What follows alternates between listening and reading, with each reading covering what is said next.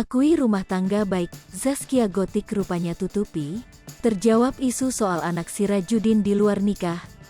Rumah tangga Sirajuddin Mahmud dan pedangdut Zaskia Gotik kembali diperbincangkan.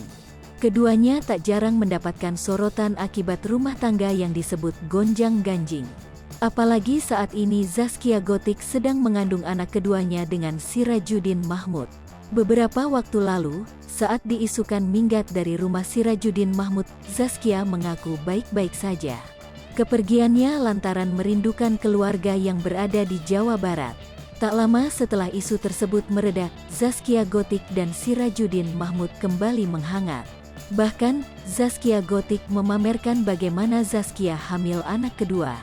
Baru-baru ini, pasangan artis dan pengusaha itu kembali diterpa isu lain.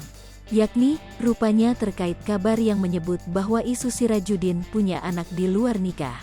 Kabar suami Zaskia Gotik digugat model soal pengakuan anak memang bak petir di siang bolong. Bagaimana tidak, pemberitaan tentang suami Zaskia Gotik digugat model soal pengakuan anak ini muncul di tengah kondisi rumah tangga sang pedangdut yang dinilai harmonis. Bahkan kini sang pedangdut diketahui sedang mengandung anak keduanya dengan Sirajuddin Mahmud ketika suami Zaskia Gotik atau Sirajuddin digugat model soal pengakuan anak. Seorang wanita yang mengaku menjadi model lantas mengatakan ingin meminta pertanggungjawaban dari suami Eneng.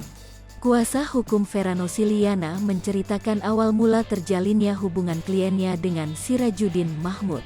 Kedekatan keduanya terjadi sebelum Sirajuddin Mahmud menikahi Zaskia Gotik pada April tahun 2020. Hubungan tersebut kemudian berkembang menjadi hubungan asmara. Hingga akhirnya, Vera Nosiliana hamil diduga merupakan anak Sirajuddin Mahmud dan mencoba mencari suami Zaskia Gotik. Namun, Sirajuddin Mahmud justru tampak menghindar dan tidak bisa dihubungi sampai anak dari hubungannya dengan Vera Nosiliana lahir. Sementara itu, Sirajuddin Mahmud maupun Zaskia Gotik belum memberi klarifikasi atau buka suara mengenai kabar ini.